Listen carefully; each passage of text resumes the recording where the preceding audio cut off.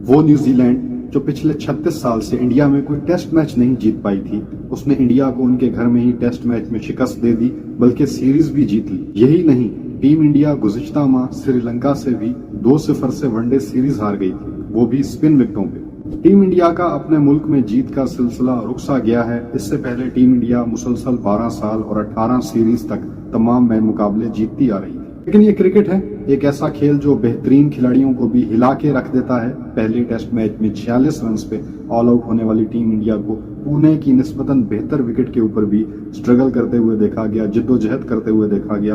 दोनों test matches में New Zealand का पलड़ा भारी रहा।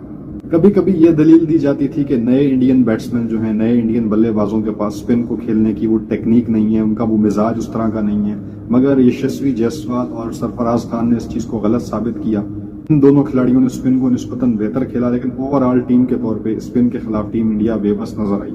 शायद इसकी एक वजह यह है कि लोग ये भी कह रहे हैं कि विराट कोहली और रोहित शर्मा के पास स्पिन के खिलाफ खेलने का वो एक्सपीरियंस, वो तजुर्बा नहीं है जैसे माजी में राहुल द्रविड़, सचिन तेंदुलकर या वीवीएस लक्ष्मण के पास स्पिन के खिलाफ जो एक महारत होती थी, वो इन दो खिलाड़ियों में नहीं नजर आती। स्पिन बॉलिंग के खिलाफ टीम इंडिया के बल्लेबाज बेबस नजर आते हैं। इस तमाम सूरत-ए-हाल को साबिक इंडियन क्रिकेटर संजय मांजरेकर ने इस तरह डिफाइन किया है, जब आप दूसरे मुल्कों में मुख्तलिफ टेस्ट पिचेस पे दूसरी टीम के खिलाफ बहुत ज्यादा मैचेस खेलते हैं और जीतते हैं, तो आपको अपने ही मुल्क में स्पिन विकेटों पर खेलना मुश्किल लगता है। लेकिन सारी दुनिया हैरान है कि left arm spinner Mitchell Santner के खिलाफ जिस तरीके से विराट कोहली एक फुल टॉस बॉल को मिस करके बोल्ड हुए, इस चीज का कोई भी कैसे दिफा कर सकता है, इस बात को कोई खिलाड़ी भी कैसे डिफेंड कर सकता है। ये बहुत एक परेशान कुन चीज है और विराट कोहली बिल्कुल भी पसंद नहीं करेंगे, वो भूलना चाहेंगे जिस तरीके से वो आउट हुए।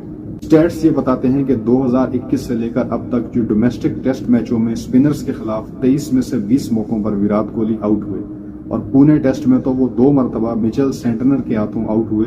एक ऐसे स्पिनर जो न्यूजीलैंड की टीम के लिए बाकायदा टेस्ट मैच भी नहीं खेलते, उनके रेगुलर नहीं है। न्यूजीलैंड के रेगुलर टेस्ट के जो स्पिनर हैं वो एजाज पटेल हैं। मिचेल सेंटनर को कभी कभी टेस्ट मैचेस में मौका दिया जाता है। और हैरत की बात है कि पिछले 4 सालों में विराट कोहली ने इंडिया के अंदर 15 टेस्ट मैचों में सिर्फ 1 सेंचुरी स्कोर की है, और इंडिया के अंदर उनकी जो टेस्ट बैटिंग एवरेज है वो 48 से नीचे होकर 32 पर आ गई है।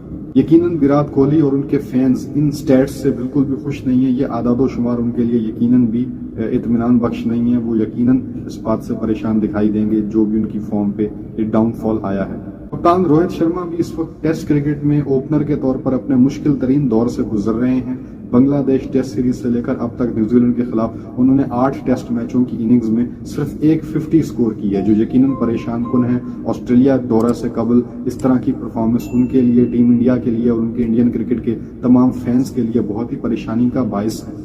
इंडिया की टीम एक रिकॉर्ड मुद्दत तक नाकाबिले तस्खीर रही है। अपने घर पे वो बिल्कुल बहुत ही 4000 दिन तक कोई टेस्ट सीरीज नहीं हारी, जो कि एक बहुत बड़ी बात है।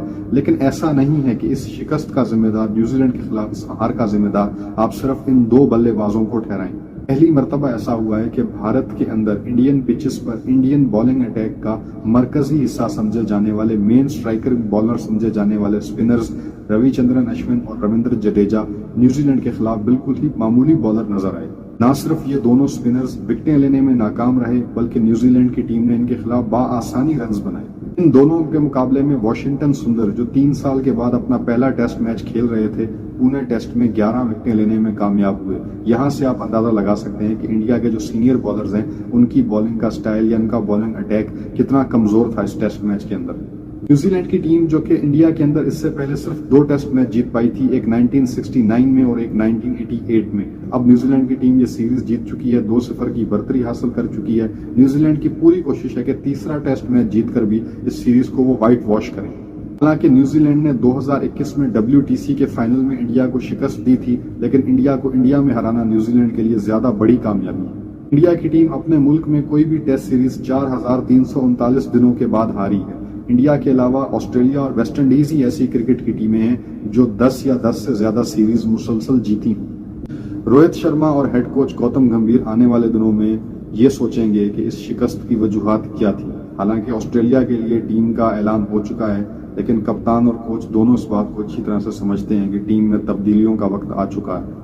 शायद न्यूजीलैंड के खिलाफ ये शिकस्त इस बात का इशारा दे रही है कि टीम में कुछ तजर्बेकार और सीनियर खिलाड़ियों के करियर का इख्तिताम जो है वो नजदीक आ चुका है। इस हवाले से उनकी सिलेक्शन कमेटी को या उनके बोर्ड को फैसला करना होगा कि आगे वो क्या देखते हैं। एक बात तो तय है कि अब अगली टेस्ट सीरीज इंडिया अपने कंट्री में तकरीबन 1 साल के बाद खेलेगी, तो ये यकीन से नहीं कहा जा सकता कि उस सीरीज में रोहित शर्मा, विराट कोहली, रविचंद्रन अश्विन या रविंद्र जडेजा जैसे सीनियर खिलाड़ी मौजूद होंगे या नहीं, ये तो अब वक्त ही बताएगा।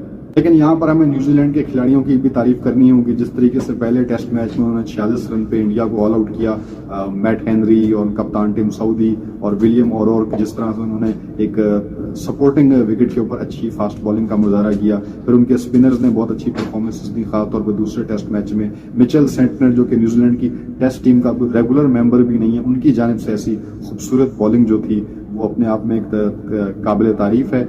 कुल मिला के यही कहा जा सकता है कि न्यूजीलैंड के ने जो इंडिया में टेस्ट सीरीज हराई है, ये उनके टेस्ट क्रिकेट की शायद सबसे बेहतरीन जो कामयाबियां हैं उनमें से एक है।